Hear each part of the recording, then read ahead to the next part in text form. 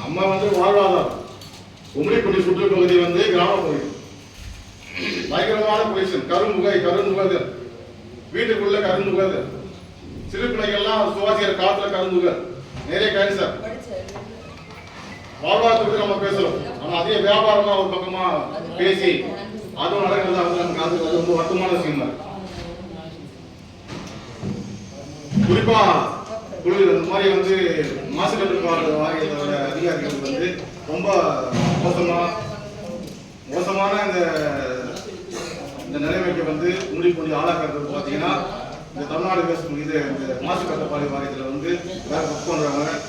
இவங்க வந்து ஜேஇ எல்லாமே தான். நீங்க வந்து வரீங்க காலையில, ஈவினிங் சென்னைக்கு போயிருங்க.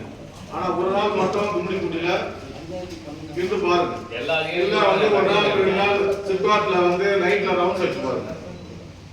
நாங்க வந்து வேலை இல்லாம கத்திட்டு இருக்கோம்னு நினைக்காதீங்க. ஒரு பெரிய போராட்டமா நடத்திருக்கோம்.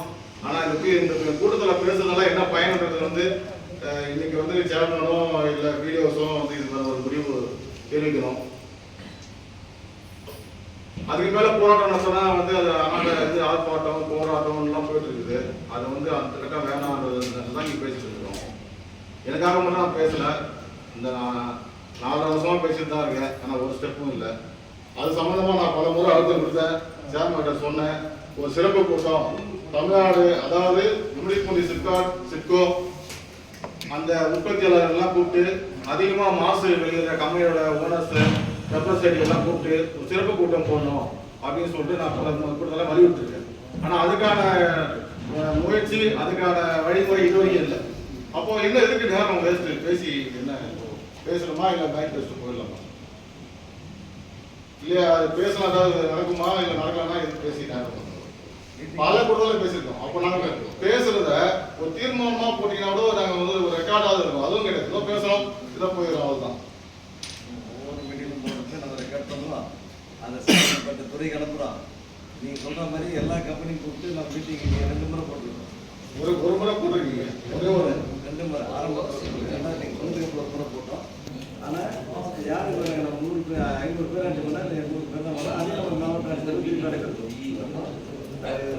கம்பெனிக்கு வந்து ஐஎஸ்ஆர் நம்ம அனுப்புறது யாராவது ஒருத்தர் பயன்பெறாங்க.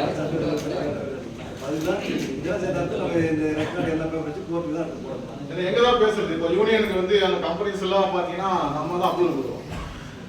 யூனியன் தான் அப்ரூவல் கொடுக்குறீங்க, கம்பெனி வந்து நம்ம லிமிட்டில் தான் வரும்.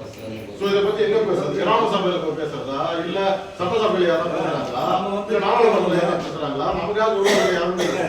சட்டசபையில் கும்மிடிப்பூண்டி பொலிஷனை பற்றி ஏடிஎம்பே கவர்மெண்ட்ல இருக்கும்போது பெரிய கவர்மெண்ட் பேசினார். அதுக்கப்புறமா டிஎம்பே கவர்மெண்ட்ல யாரும் அதை பேசல. புதுசா வரும்போது எம்எல்ஏ வரும்போது என்ன சொல்றாரு, நான் வந்தோடனே பொலிஷன் எல்லாத்தையும் தூக்கிடுவேன் எல்லாம் சொன்னார். ஆனா இன்னைக்கு வந்து இவ்வளவு ஆச்சு, அது ஒரு ஸ்டெப் இருக்குல்ல. சட்டசபையில அது பொலிஷன் பத்தியே பேசல. சரி, கிராம சபையில பேச முடியுமா? அதை எடுக்கூடாது.